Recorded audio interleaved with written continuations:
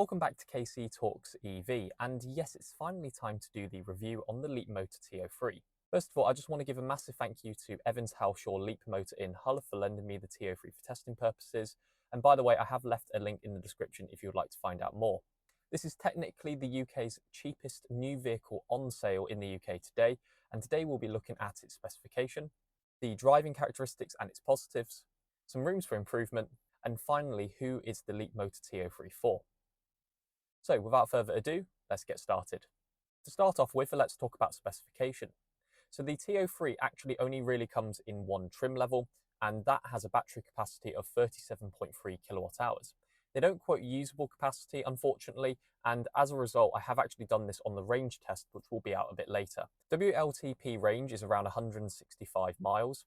I find that very interesting because that is actually ever so slightly more than my MG ZS EV, which by the way is 6 years older, and I think that demonstrates the progress that we're currently getting with electric vehicles, especially in the affordable space.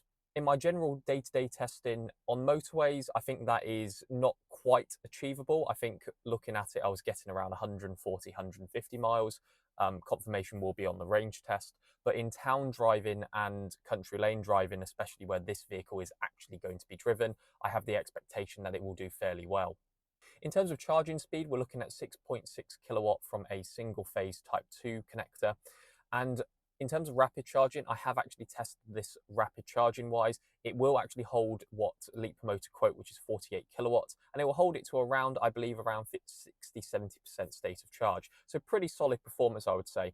They quote 10 to 80% in 36 minutes. I would say that's pretty reasonable.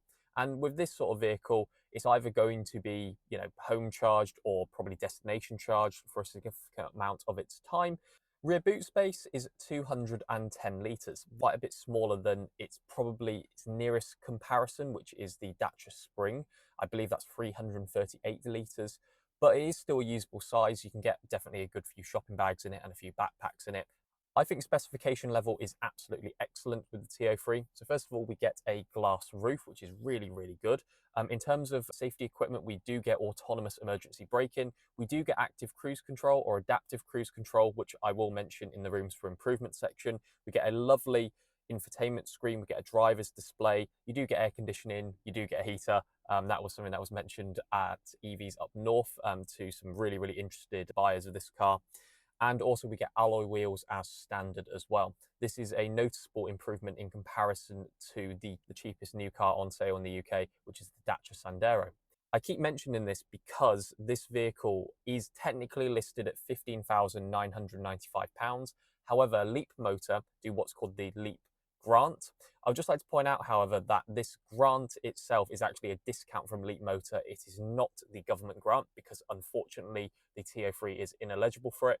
This brings the list price down to £14,495. Amazingly, a Dacia Sandero base model 1 litre turbo actually starts from £14,715, meaning that this vehicle is actually the cheapest new car on sale in the UK.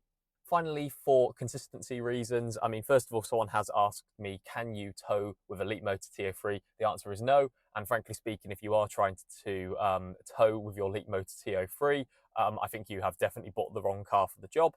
But I would like to point out it is definitely really, really good in terms of its responsiveness up to about 30 or 40 miles per hour. Absolutely fine in town driving, absolutely fine on country lanes. But if you're looking for outright acceleration, it's probably not the best. Because it's got such a low horsepower rating in comparison to other electric vehicles, the insurance on this vehicle should be fairly affordable, meaning that for first-time drivers, this might actually be a really, really good car for them. In terms of the positives and driving characteristics of the T03, I would say it's really, really good. In town, really, really manoeuvrable, and that's because of the short wheelbase as well as the general small size of the car.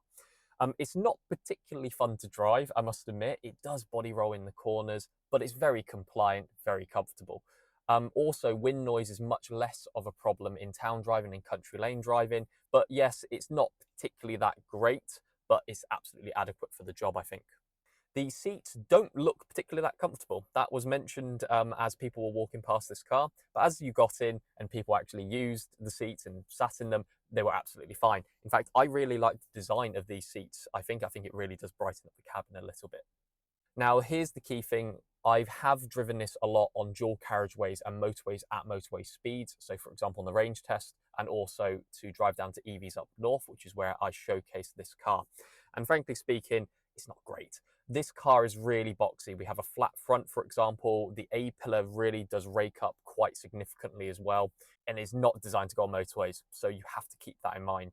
It will absolutely do that, and it will maintain speed quite happily. I don't think something like a Dacia Spring with 65 horsepower would probably do definitely any better. It'll be probably significantly worse as a result. But yeah, this vehicle hasn't been designed to drive up and down the motorway all day long. So I've sung its praises. What are the rooms for improvement? So first of all, the infotainment screen.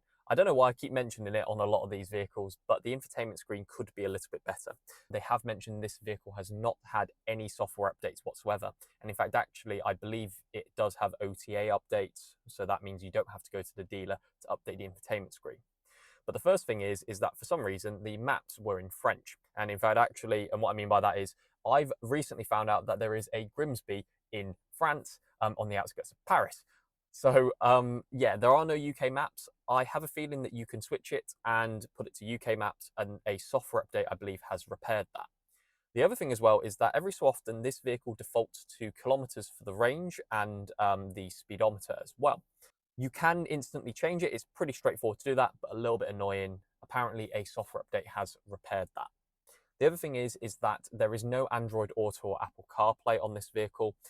I would definitely say that there is a dongle that you can purchase that will get that on there. It's probably a software update thing, but if you have purchased a T03, I will try and leave a link in the description if you would like to purchase one. As far as I'm aware, currently not available. It may be available at a later date. Now, the adaptive cruise control. The adaptive cruise control has one slight problem that I have noticed. I noticed this on the range test. When you, for example, are driving along and you overtake a lorry on a dual carriageway or a motorway, what I've noticed is that sometimes it thinks that the lorry is actually directly in front of you and brakes accordingly, or alternatively slows down.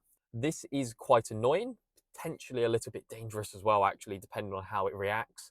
But the key bit is, for now, and I do believe they are going to repair this pretty quickly using a software update, you can actually swap it to standard cruise control, which is actually quite a nice feature. I don't know of a lot of vehicles that allow just standard cruise control, adaptive cruise control, and as far as I'm aware, the cruise control works absolutely fine.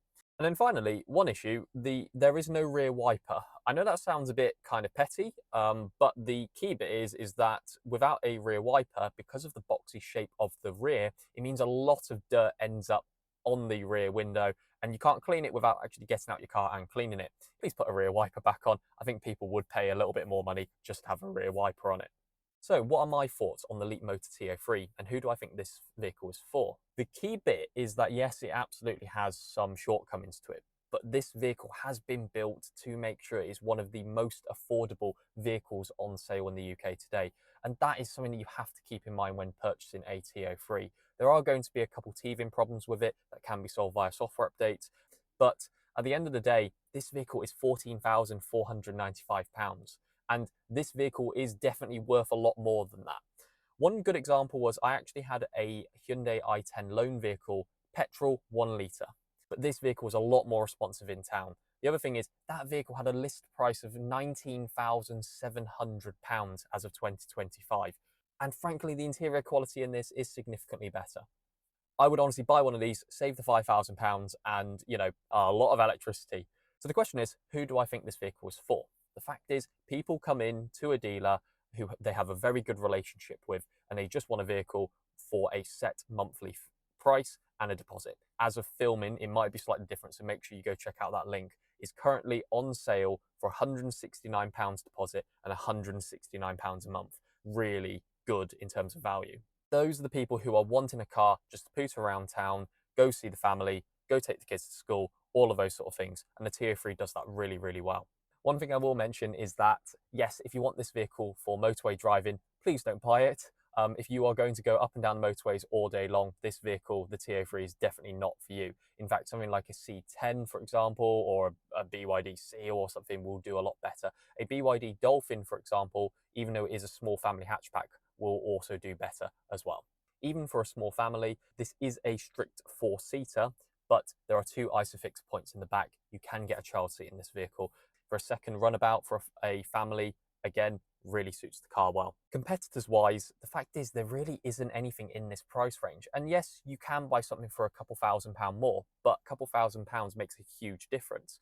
You've got things like the Dacia Spring. It's 14,995. It doesn't have alloy wheels. It doesn't have this glass roof. This car is definitely better spec'd compared to the Dacia Spring. Even something like the BYD Dolphin Surf is significantly more money. And yes, it will be significantly more car, in my honest opinion. You know, interior quality is also a step up. Infotainment screen's better. Refinement's going to be better. But it is around £18,000. Dolphin Surf probably doesn't have as much range either. Really, there isn't a lot of competitors on its own. And that's why I agree that this vehicle is an absolute value king. If you want just a car to get you from A to B, it does it exceptionally well, and that's why I would highly recommend the Leapmotor T03. So I think that is pretty much it. Let me know your thoughts on the Leapmotor T03 and whether or not you would purchase one, for example, as a second runabout as a family or something to get you from A to B. Now is a very good time to drive EV, for example. There's a lot of cost savings associated with it, as well as just better driving experience, in my opinion. And as a result, if you are looking for a car, a Leapmotor T03 really should be on your radar. So if you like the video, please like it, dislike it if you didn't. As I mentioned to you, we do have the range test of the T03, which will be released later, and I will put it up here as well if you want to go check it out. By the way, you can also have a look at the whole reviews and testing playlist, which I have linked below and hopefully in a card somewhere. And finally, you can look at range test results on kctalksev.com. There will also likely be a written review of this vehicle if you would like to read a little bit more information on it. But I think that is pretty much it. So thank you for watching and talk to you later.